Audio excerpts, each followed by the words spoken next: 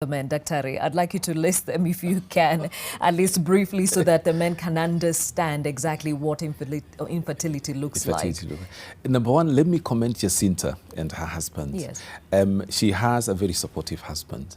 That actually the gentleman agreed to go for a semen test is actually very commendable, because most of us men don't like it. What happens is that most of the patients that I see, when I tell them, you need to have this test done, most of the time the ladies come alone and they say, mzee amenituma, mimi nipimwe kwanza. Or they just come and say, Daktari, I just wanted to have myself sorted out first. Let me know. Once I'm clear, I have a clean bill of health, then I'll go and tell my husband. Now, this brings in the issue of the stigma again, that actually men don't do what? Don't have issues with infertility. We do have issues with infertility. And he mentioned something there. He had a low sperm count. That is one of the problems. Now, when a gentleman gives a semen sample, there are several things that we look at. We look at the volume of the ejaculate. Most of the time, 99% of the time, they give this sample by masturbation, either in the clinic, in the lab, or usually at home, and they bring it to the lab. But then the time is also of essence. So issues with, we look at the volume, how much is it? Should be 1.5 milliliters or more. We look at what you call pH. Now, this is something which is fantastic. God has created us in such a way that in the woman's vagina, it's very acidic. But the man's sperm is alkaline. So when they meet there, it becomes neutral, such that it is easy for the sperm to actually survive in that neutral environment so that it can do what it is supposed to do. So we look at the pH. We look at the number of sperms in 1 milliliter, what we call concentration.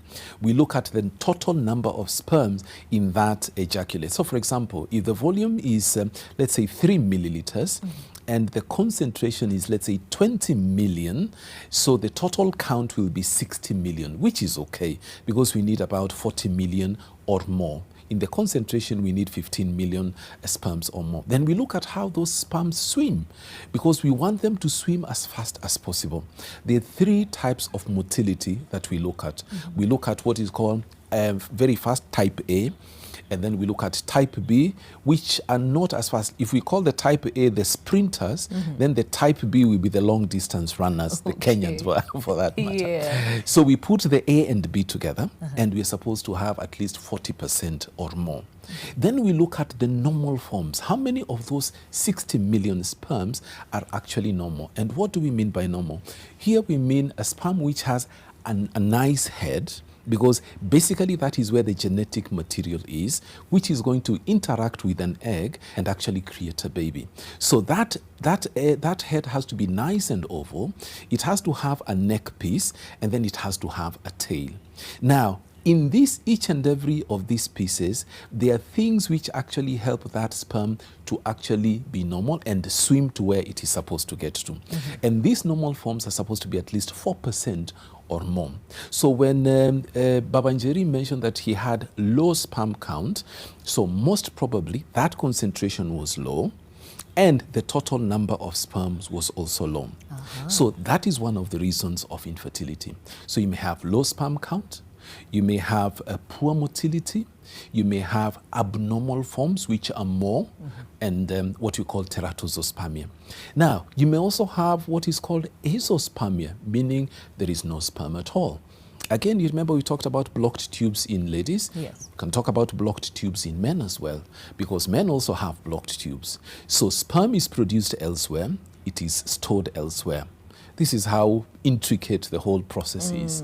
So when a man has intercourse, that sperm which is stored elsewhere, in microseconds, actually leaves the storage place, passes through the prostate, mixes with the seminal fluids, and comes out as an ejaculate.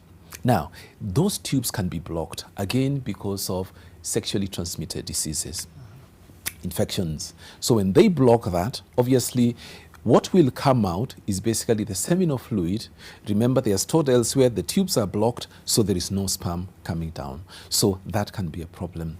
You may have a problem with trauma, especially you know how men are. We have a lot of testosterone. We like, you know, contact games, football, rugby, you know, karate, and so on. Sometimes you watch football, and when a ball is hit and hits someone, and the way he rolls on the ground, Yes. you actually feel pain on his behalf. Uh-huh. So later on, this can have consequences.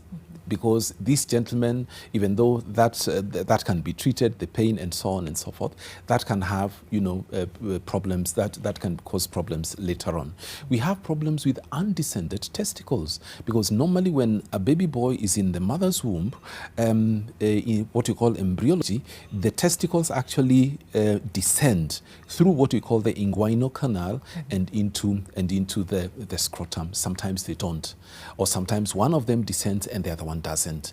So everything they do work well, they produce testosterone. These guys look okay, they are muscular and everything, but they don't produce any sperm because the testicles are not doing what they are supposed to do in terms of, you know, production of sperm. Cigarette smoking, chewing mirror, and of late I have seen guys chew, what is this thing called? Mogoka. Yes. Horrible stuff. In the cigarette smoke itself, we have about 2,000 to 3,000 chemicals.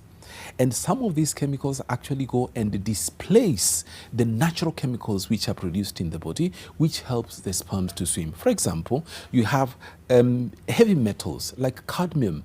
Cadmium displaces zinc, and zinc is very, very important in how the sperms swim. So when this is displaced and cadmium takes its place, so obviously those sperms are not going to swim the way they are supposed to swim. Number two, problems with erections. The chewing of the miraa and the mogoka actually affects issues in the bedroom. The other day I met a couple, guys who do weightlifting. I mean, they look nice with the big muscles and everything and so on, but the problem is that they use a lot of what we call anabolic steroids. What anabolic steroids do is that they increase the muscle, they increase water retention, but then, unfortunately, they reduce the testicular size. Sometimes they disappear completely. So you find up here everything is okay, but down there is nothing. So ladies, you know, ogle at these men and they look at them and they are whatever, but these guys can't do anything most of the time, unfortunately. So we need to think about that. We also need to think about the normal things. We talked about eating and drinking. Yes. The foods that we eat. You know, in our societies, we think that once a man has a big public opinion, pot belly, he is doing very well. And also, we also like our women to be well endowed. So when we find a gentleman has a public opinion, the lady also is well endowed. You know, it's like having sex with two pillows in front of you. That may not happen, or if it happens, then it will not happen in the way it is supposed to happen. Drinking is also a big problem. You know, drinking a glass of wine or a bottle of beer may not be an issue, but when you drink 3, 4, 5 bottles of beer, or, you know, shots, if they call them shots, I don't know what they call them, and of spirits and so on, actually it may make you feel boisterous and, you know, and so on, but in the bedroom department it will actually not help at all. Now, the other things that I mentioned about erection, we have a big problem again in this country. I was talking to one of our senior urologists, and he told me that he's seeing young men who are 20-something who are actually not up to it. Why? Because of this thing called sugar mummies. They are taken over, they're taken to places, and their job is to service, not in a bad way, but service these mature ladies. And physiologically, you can do maybe 1, maybe 2, maybe 3, what we call them, rounds or whatever a night. But these ladies want more. So what do these young men do? They take the blue pills. So they start taking the blue pills very early. Their bodies actually tolerate more and more of that, which is dangerous in itself to these young men, and it reaches a place where these blue pills are not working any longer. So you find a young man of 26, 27 not being able to do what he's supposed to do, you know, which is very sad.